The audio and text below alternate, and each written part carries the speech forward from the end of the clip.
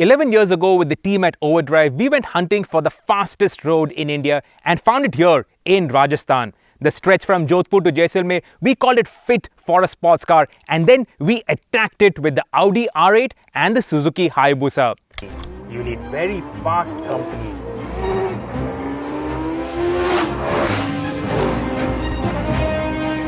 Oh boy. Those were early days for the sports car craze in the country. There were a few AMGs, Porsche was here via an importer, but that was about it. The Audi R8 wasn't the first sports car, but it was legit the first car to really kickstart the whole craze for sports cars in the country.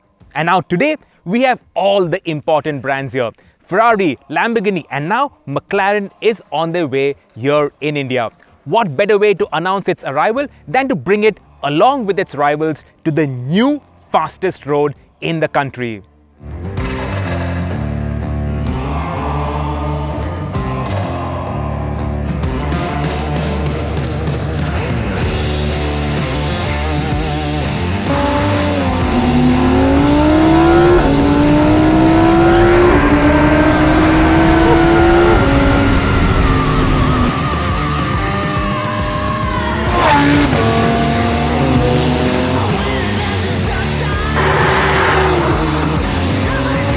Nothing like a naturally aspirated V10 for theatre, oral, visual.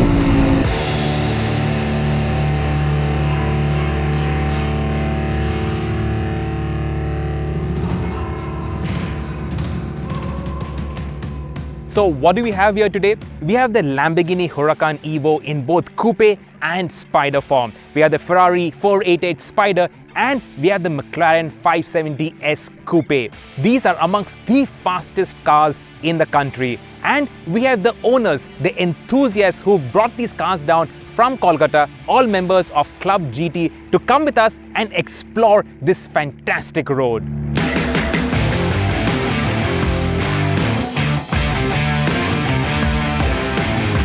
McLaren, in terms of motorsport pedigree, is right up there with Ferrari, with Porsche, with all those historic and iconic brands. And now it is almost on the way to India. The 570s is part of McLaren's Supersport range. Below this sits the 540C, above this sits the 600LT. The 600LT won the Evo Car of the Year. We rate it really highly. The 570s, it has the same 3.8 litre twin turbo V8 engine, makes 562 bhp, 600 Newton meters of torque. And in terms of the feel, that is something that I have to talk about. It feels like a turbocharged engine. The whistling of the turbo, the psing of the blow-off valve, it all reminds me of those turbocharged Japanese cars, which is actually a good thing. Make no mistake, those are the cars that I idolized when I was growing up. And I love the fact that a turbo engine makes no apologies for the fact that it is turbocharged. These days, plenty of turbo engines, you don't know that it is turbocharged. You just cannot make out that it's turbocharged except for the instant slug of torque. But here, it sounds turbocharged. It has that whistle. It has a bit of a blow-off. You get that punch when it comes on boost. It is seamless. It's not like there is turbo lag or anything like that. But when the turbos really start whistling and spooling up, you can hear it. And it really moves. And when it moves, that's when the other part of the McLaren really shines. And that is its comfort and its ride quality. This is really unlike the other cars in this category. The ride is fantastic. It is just so comfortable. It allows you to take these wavy roads, slightly bumpy roads with incredible poise. So you don't get nervous and the car doesn't float and wander around the place. So it's not like the softness is because the suspension has been made soft and loose. The body control is terrific. And it deals with these compressions just so well. So going over a crest, it just lands so well, doesn't get thrown around, doesn't move. I think that is the most impressive quality of the McLaren.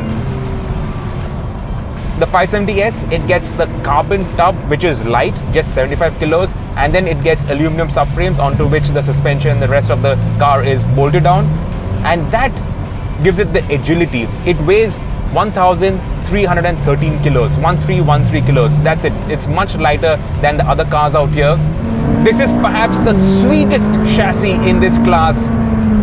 It's almost like it has been built to suit our roads and conditions. McLaren has been a long time coming to India, but I think these cars work really well in India.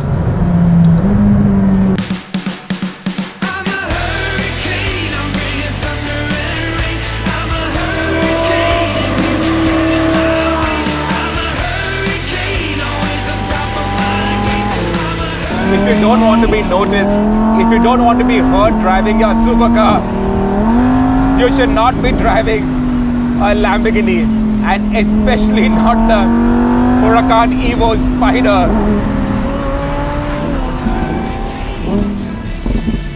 Compared to the McLaren, this is pure theatre. It's such an extrovert.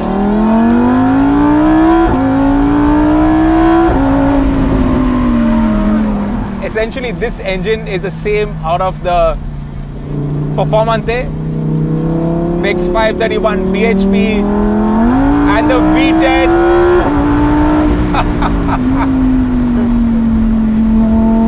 It is a complete contrast to the McLaren. It darts around, moves around on these bumps, but it puts such a smile on your face. India is such an important market for Lamborghini. After the global launch, the second market where the Huracan Evo was launched was India. Nothing like a naturally aspirated V10. For theatre, oral, visual, is insane.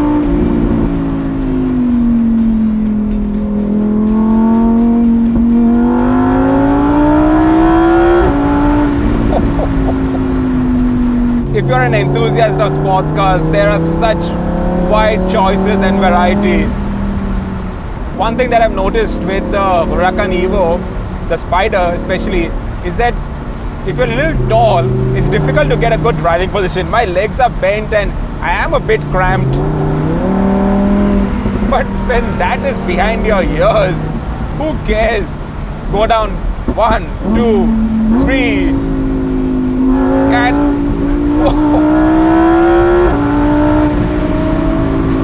nuts. It's a genuine worry that future generations will not get to experience normal engines such as this, with all this shift towards electric cars and all of that jazz.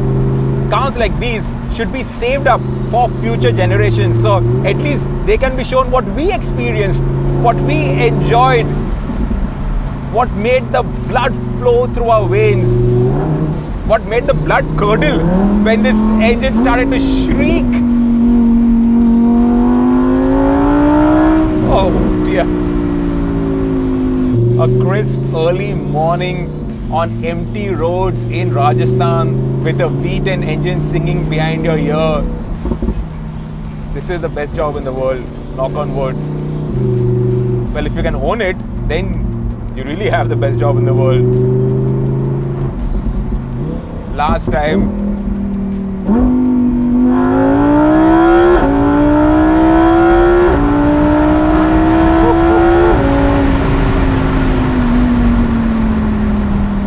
where can you drive these cars? Well, if you go looking for roads, India has plenty of opportunities to drive such cars. Anybody tells you that, you can just punch them. And I'm sending the link to this video.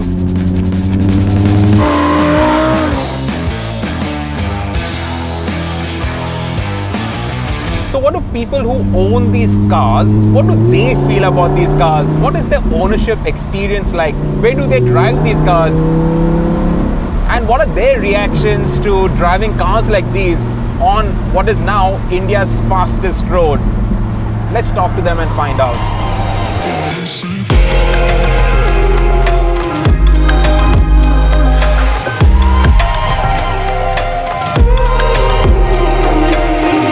Hi, I'm Praveen Agarwal and this is my McLaren 570s. It's a very light car to drive. It has got good suspension which is good for our Indian roads. I'm driving these cars since 2018. It's almost 2.5 years now. It's a very nice car. It's an amazing car to drive. I'm very happy with this car, and after driving this car I'll always keep one McLaren at least in my garage. When McLaren will come officially in the country, it will be very easy, much easier to buy the car, and obviously the cost will come down. Now I'm getting the service from Bangkok, which is quite tiring. If something goes wrong, it's not that easy to get the service done out here in India. Hi, this is Charanjit Saini from Kolkata, and I own this Lamborghini Evo Coupe. I choose this car because before I was using Audi R8 V10 engine, and somehow the comfort level in that car I didn't find it much better. So I found that yes, this Bull is much better than the one which I had before, and the driving experience over there, I have driven some of my friends Lambo and it was very good. So that's why I thought let's go for the Evo Coupe. Hi, I am Atul Surana and this is my 488 Spyder. It was my childhood dream to own a Ferrari, and while booking it I was a bit confused between the Lamborghini and the Ferrari, but I find it most softer compared to Lamborghini at that time, and so I zeroed into Ferrari Spyder. It's a hassle-free driving, it's much softer compared to other cars, so I love it. It's a showstopper.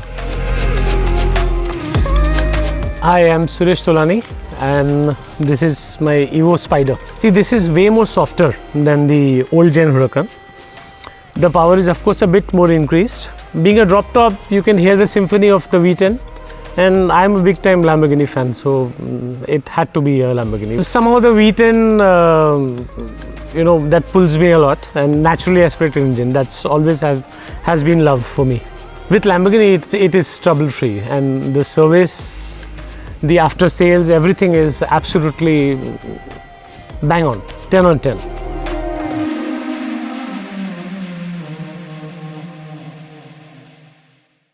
Subscribe to the Evo India channel and hit the bell icon to keep pace with the thrill of driving.